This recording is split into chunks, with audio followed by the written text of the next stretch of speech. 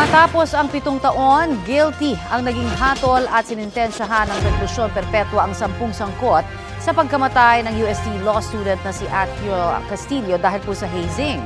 Balitang hatid ni Oscar Oida.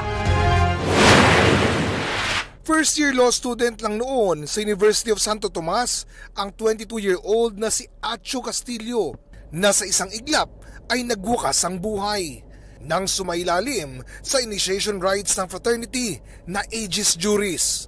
Sa isang punerarya sa Maynila, nadatnan ng mga magulang ni Atio ang labi ng anak na puno ng pasa. Pinaniniwalaang namatay si Atio sa paulit-ulit na paghampas ng padel. 7 taon matapos ito, lumabas na ang hatol. Guilty beyond reasonable doubt ang 10 miyembro ng Aegis Juris Fraternity dahil sa paglabag sa Section 4-1 ng Anti-Hazing Law of 1995. Sinintensyahan sila ng reclusion perpetua o maximum na hanggang 40 taong kulong. Pinagbabayad din sila ng halos kalahating milyong actual expenses at tig 75,000 pesos na moral damages, exemplary damages at civil indemnity. Guilty verdict is a team effort. We all placed our 100%. And we got our conviction. It's a long journey, 7 years. This is how we imagined it to be, na madadali namin ito dito. Those 7 years, I think for our son, it is worth it. Base sa desisyon ng Manila Regional Trial Court, Branch 11, at mga testimonya, ang 3 kailangang elemento para masabing may hazing. Una, may initiation rite. Pangalawa, may neophyte. At pangatlo, dumaan siya sa sitwasyong nakakahiya o mapanakit. Napatunayan din ayon sa korte ang presensya sa initiation ng 10 akusado. Sabay puntong sa ilalim ng anti-hazing law ay hindi kailangang aktwal na nanakit.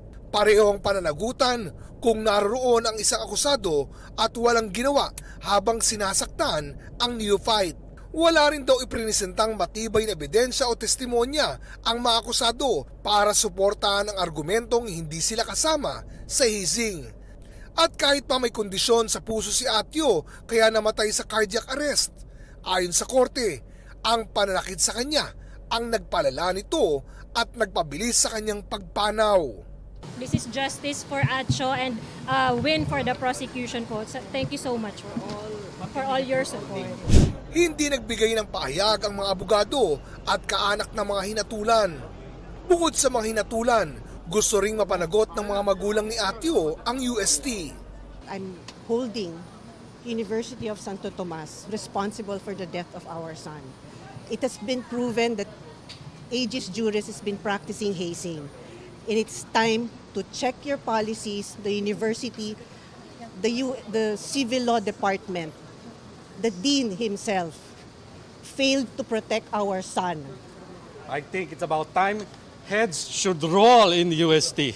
Nakikisimpatya raw ang dean ng UST Civil Law sa mga magulang ni Atio, pero di raw siya sang-ayon sa ilan nilang sinabi.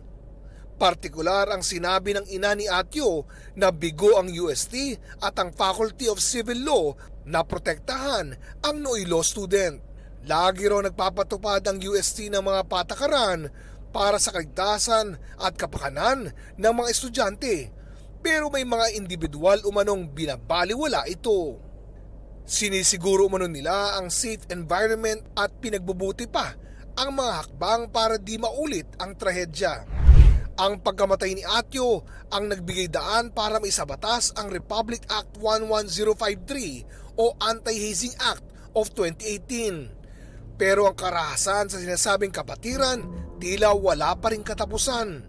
Base sa datos ng GMA Integrated News Research, di bababa sa 40 na ang nasawi dahil umano sa hazing mula 1954 hanggang 2024. Kasama riyan ang grade 11 student na si Ren Joseph Bayan na namatay sa hemorrhagic shock dahil sa mga tama sa katawan base sa investigasyon. Kwento ng tiyahin ni Ren Joseph, dumating sa kanilang bahay sakay ng van ang mga miyembro ng Tau Gamma Phi at bangkay nang ihatid ang kanyang pamangkin galing sa initiation ng frat.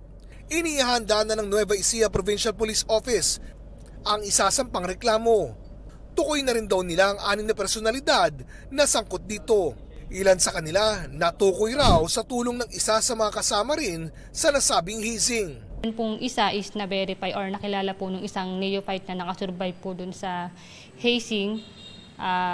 Yung isa naman po is yung tinatawag po nila na grandmaster na doon po sa nasabing fraternity. Kaya doon po nag-base yung mga investigator natin. Baka today or tomorrow maipile na po natin yung case sa prosecutor's office para mabigyan po natin ng hustisya yung nangyari po doon sa biktima.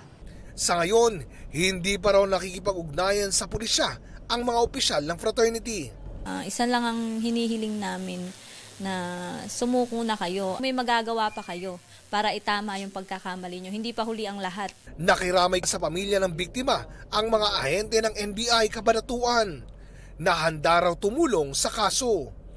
Dumating na rin sa burol ang ina ni Ren Joseph na nanggaling pa sa Qatar.